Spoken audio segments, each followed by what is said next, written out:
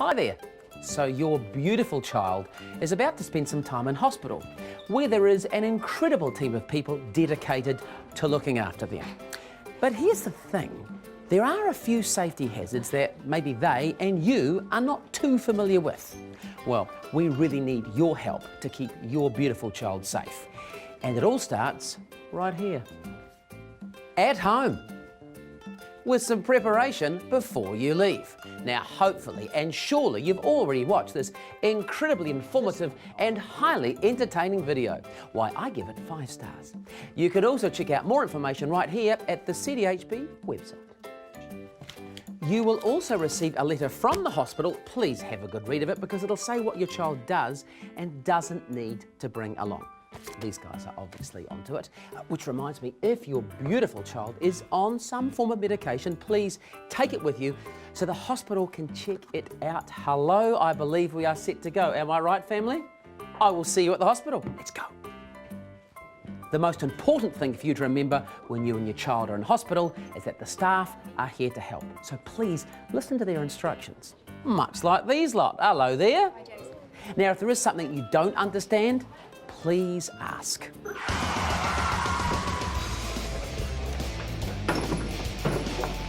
This could be interesting.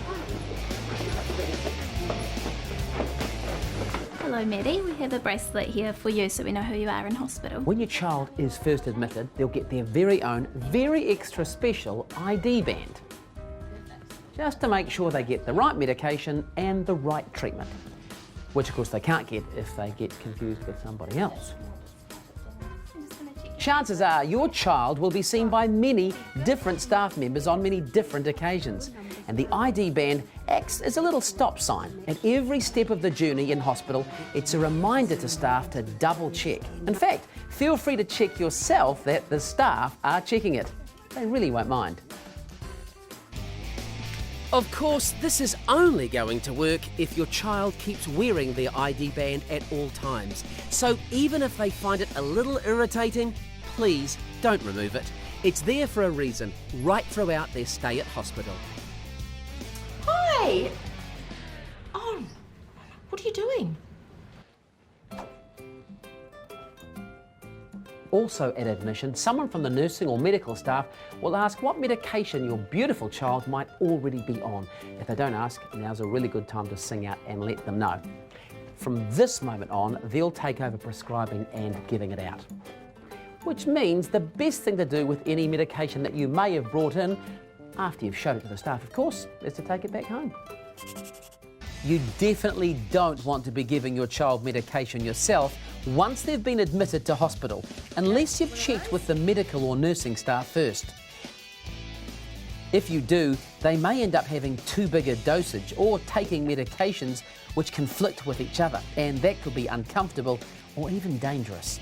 If you do wonder whether your child needs more medication, for example, for pain relief, be sure to raise it with one of the staff. There are some safety hazards in the hospital you'll be aware of from home, like the kitchen area. Feel free to help yourself to a cup of tea or a coffee. Maybe a coffee with milk, please? Thank you, Mother. We are talking about an area with hot liquids, so we need to be very careful indeed. Maybe just a sugar with that milk and coffee. Thank you so much. Here's a great little thing. Let's use this gate and keep the little ones on this side to be safe. Oh, thank you so much, Mum. Thank you very much indeed. And let's keep a lid on our hot drinks. Whoa, and keep an eye on our little kids. Whoa, and it's not risk that. Hospital corridors. You never know just what's around the corner, so we need to be very careful. Obviously, no running, no chasing, no riding scooters. Ooh. There's a whole lot of damage that you can do to yourself and to others. I'm so sorry, sir. In your child's room, look out for the hospital bed itself. If there's a lot going on, it's easy to leave a small child on the bed. You get distracted. And over they go. If your infant is a patient, then please remember that the baby cots are high off the ground, so it's a good idea to always pull up and secure the sides for safety. If your child has an allergy, make sure you let the staff know so they won't be exposed to it. There's a couple of things that are no-nos in hospitals. Number one is peanut butter, and number two, no balloons. That's right, no balloons. Because the latex that they're made from can cause a severe reaction in some people.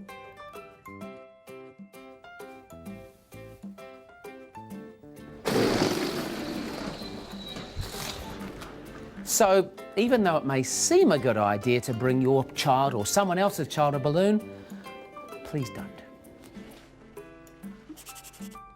Infections, bugs and viruses can turn up in hospitals just like anywhere else and can spread very easily. The best way we can stop that is washing the hands and using the hand sanitizer. Now, of course, our medical and nursing staff know all about this, and they always wash their hands before making contact with the patients. If they do forget, you can always remind them. And of course, if you think you've got a cold or the like coming on, the best thing you can do for your child and everyone else is not to come in. If your child is having an operation or a procedure, again, it's really important to follow the instructions of the staff. Like nil by mouth means nil by mouth, zero, zilch, no food, no drink, no lollies, no juice, no ice blocks.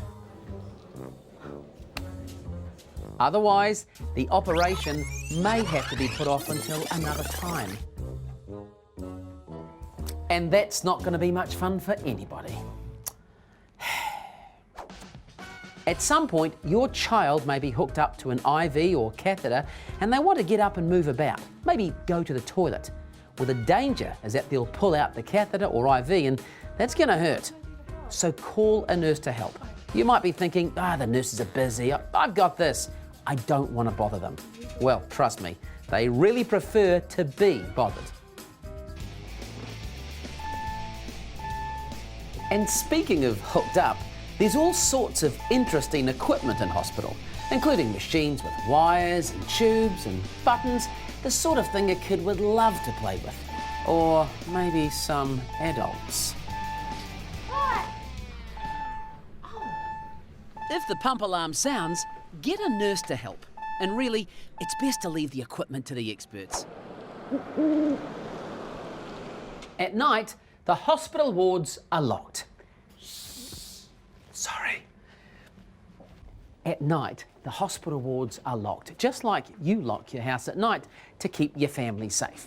Now, all staff wear, ID badges. Continue. So if someone comes into your children's room asking a few questions, you should be able to see their ID badges. Now, we don't want to block the exit to the children's ward here. No, this door should generally be shut and it's controlled by the red button here, which is just slightly out of the reach of small children. Because if we do block this, then small children can get away. Oh, Charlie. Let's just keep that door closed, shall we? Let's go see Mum. Come on. Get a wee drink of something. I don't know. My shout. Really. Seriously. It's all good. Evacuate the building.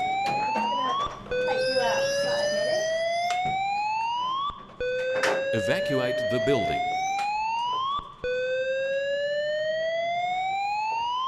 If there is an emergency, don't panic. There's someone in every ward who knows what to do. They may get you to stay where you are, or if you need to evacuate, they will know the safest way to get out of the building. Evacuate the building. Oi! Whatever you do, stay calm and just follow the instructions of the staff. They know what to do.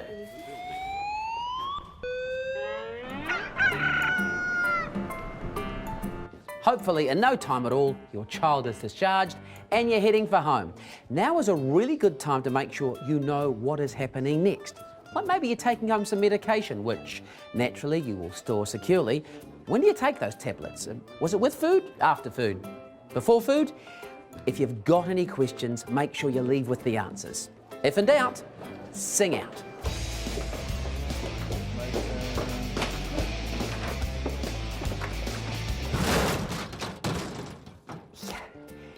Because while the people who work here do love helping you, to be honest, they'd rather not see you here again.